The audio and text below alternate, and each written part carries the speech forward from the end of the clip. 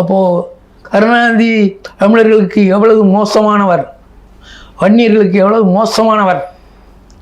காமராசர் கூட அதை செய்யலை. காமராசரும் அதை சட்டமாக்கியிருக்கணும். சட்டமன்றத்தில் கொண்டு வந்து அதை பெரும்பான்மை சட்டமன்ற உறுப்பினர்கள் வந்து தேர்ந்தெடுத்து அதை சட்டமாக்கி அதை ஆளுநருக்கு அனுப்பி அதை குடியரசுத் தலைவருக்கு அனுப்பி அதை உச்ச இப்படியெல்லாம் கொடுத்துட்டாங்கன்னா அந்த அதை வன்னியர் வழி இடஒதுக்கீடு அன்றைக்கு வந்து புறக்கணிக்கப்பட்டிருக்காது. அப்போ இதெல்லாம் அரசாணை போட்டுவிட்டு தெலுங்கு பேசுகிற அறிஞர்களுக்கு மட்டும் வந்து சட்டமாக்குறாருன்னா இப்போ கருணாநிதி தன்னை எப்பயாவது தெலுங்கர்னு சொல்லிக்கிட்டாரா? நான் தமிழன் இல்லைப்பா, நான்லாம் தெலுங்கப்பா அப்படின்னு எந்த இடத்துலையாவது சொல்லிக்கிட்டாரா? ஆனால் நடைமுறையில் செயல்பாடுகள் எல்லாம் தெலுங்கர்களுக்கு பாதுகாப்பாக செய்திருக்காங்க. அதாவது கொடுத்துட்டு போட்டும்.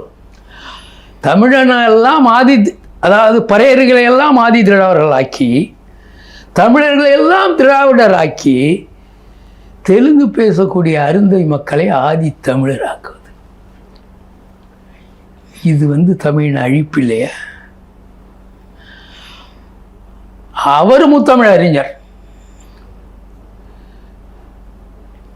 தமிழின மக்களுடைய இடஒதுக்கீட்டை, தமிழின மக்களுக்கு கிடைக்கக்கூடிய உரிமைகளை பறித்தவர். அவர் வந்து முத்தமிழ் அறிஞர், அவர் வந்து தமிழர்.